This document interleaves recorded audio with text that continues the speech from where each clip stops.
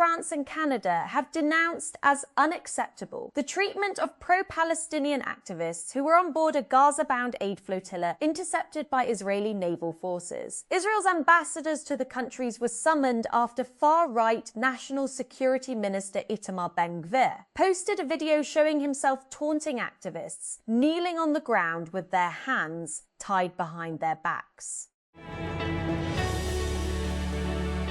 Britain's Prime Minister Keir Starmer is facing the biggest crisis of his leadership after Labour's bruising council election losses caused panic inside the party. As Nigel Farage and Reform UK gain ground, we examine why Starmer's authority appears to be slipping before any formal challenge has even begun, and whether Britain is entering another period of political instability. In this episode,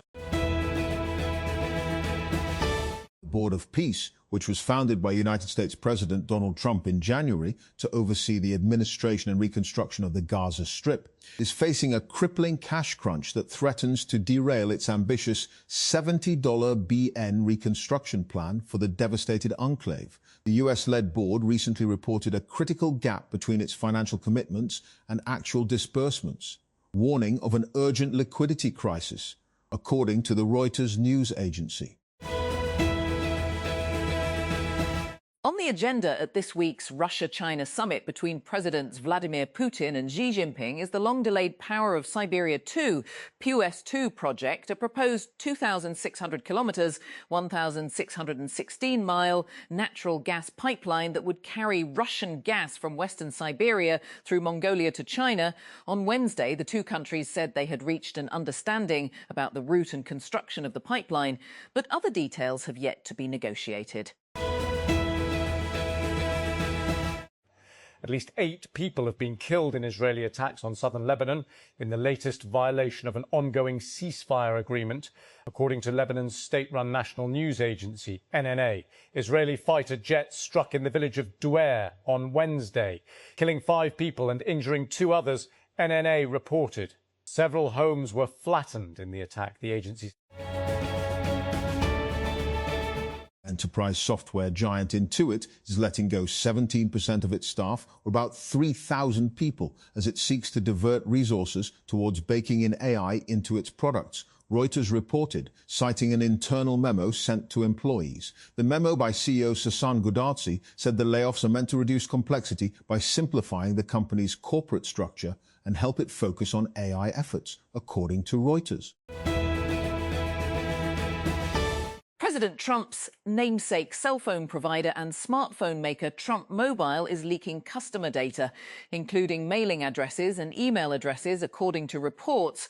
On Tuesday, YouTubers CoffeeZilla and Penguin Zero, who both said they ordered Trump Mobile's gold-coloured T1 phone, said they had been alerted by a researcher who found the exposed data online. Pakistan's food imports during the first 10 months of the current financial year increased by 13.81% compared with the corresponding period of last year, according to the Pakistan Bureau of Statistics. During July-April FY26, food commodities worth $7.848 billion were imported, compared with $6.898 billion during the same period of the previous fiscal year. The government of Sindh has announced another phase of its pink EV scooter scheme aimed at improving mobility and transportation facilities for women across the province. According to a statement issued by the Sindh Information Department, pink electric scooters will be distributed in Hyderabad on May 22 under the provincial government's Women-Focused Transport Initiative. Israel's far-right National Security Minister Itamar Ben-Gvir posted a video on Wednesday showing detained activists from a Gaza-bound flotilla kneeling with their hands tied behind their backs and foreheads on the ground. The footage, published on Ben-Gvir's account and captioned "Welcome to Israel," shows dozens of activists on the deck of a military boat with the Israeli national anthem blaring, with an Israeli flag, where the minister is seen waving an Israeli flag. Iran's Islamic Revolutionary Guard Corps threatened Monday to impose permits on submarine fibre optic cables passing through the Strait of Hormuz. Here is what you need to know about cable infrastructure in the region and how the threats could play out. Former US Congressman Barney Frank, who famously took on Wall Street and made himself one of the first known openly gay representatives, died on Tuesday night, US media reports. He was 86. Frank, who represented southern Massachusetts in the House of Representatives for over 3 decades, had been living in hospice care at his home in Maine since April. Russian President Vladimir Putin and his Chinese counterpart, Xi Jinping, have signed a joint declaration following their meeting in Beijing, focusing on building a multipolar world and a new type of international relations. The two countries also announced that they had signed a large package of deals, solidifying bilateral cooperation as President Donald Trump completed his asked after United States President Donald Trump for a 2-day summit with Xi. We-day summit Xi with Xi.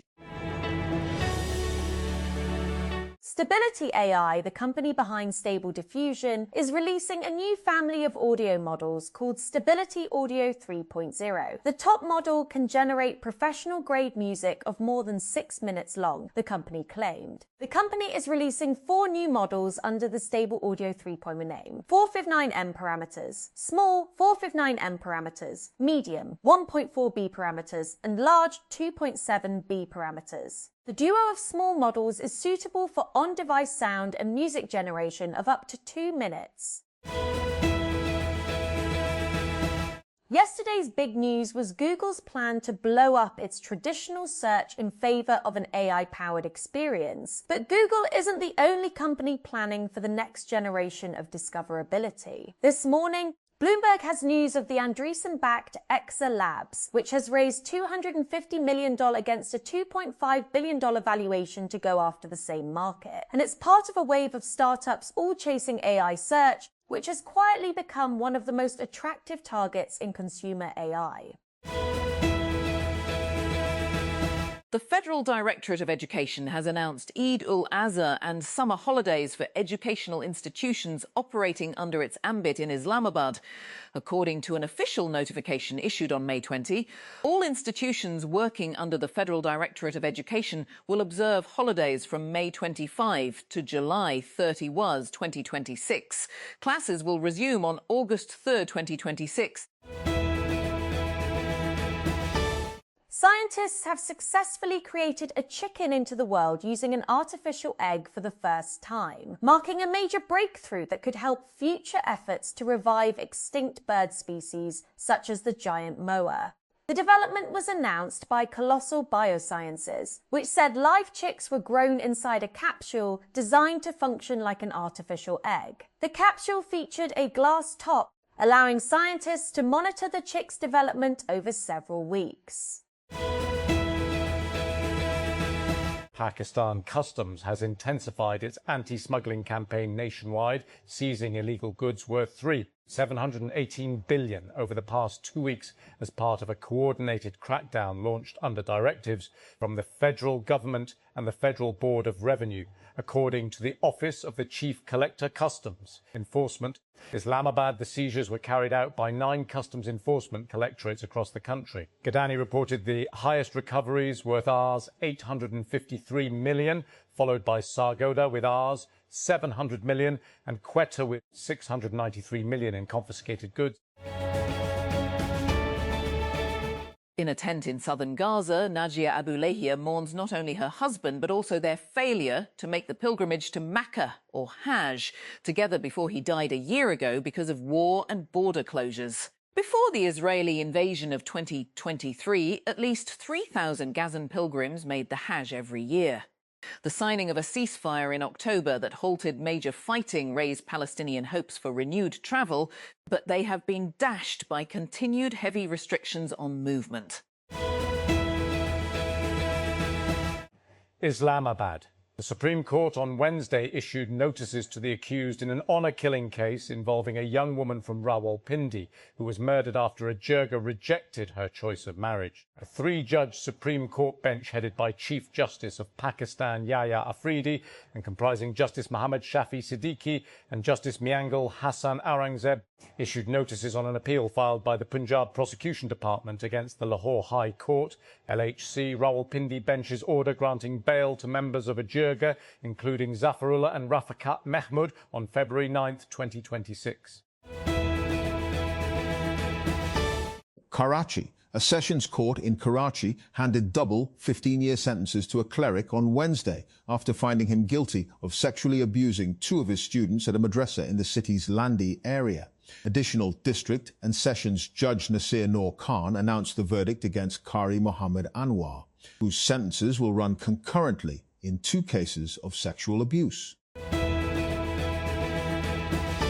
The United States has imposed sanctions on 4 activists involved in flotilla missions seeking to break Israel's 19-year siege on Gaza, home to 2.3 million people, most of them displaced by Israel's genocidal war on the enclave. The sanctions were announced on Tuesday after at least 430 activists were abducted during Israeli interceptions of aid ships heading towards Gaza, which has been facing shortages of food and other necessities due to Israeli curbs on aid deliveries into the enclave.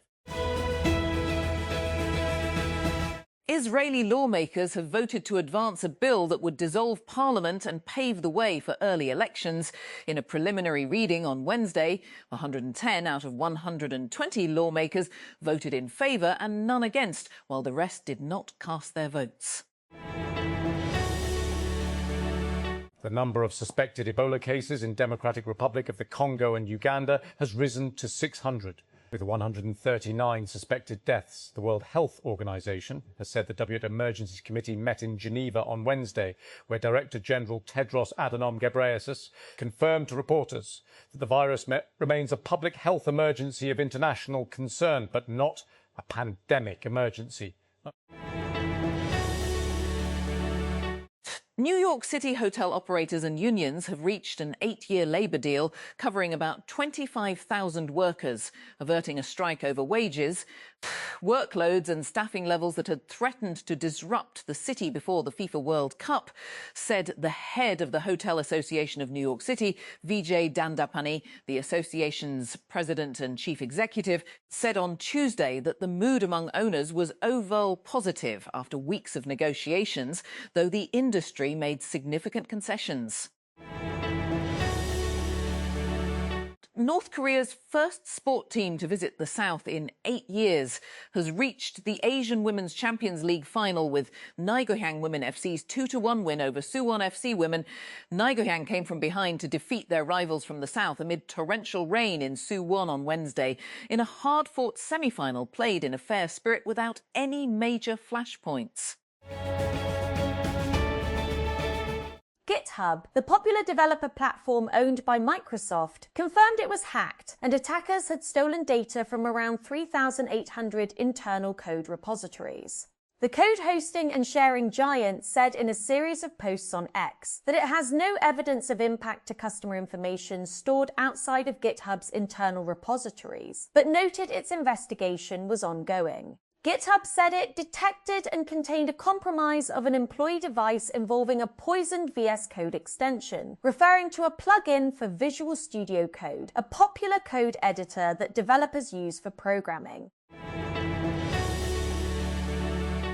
Your shot at VC access, global visibility, TechCrunch coverage, and $100,000 in equity-free funding is gone in a week.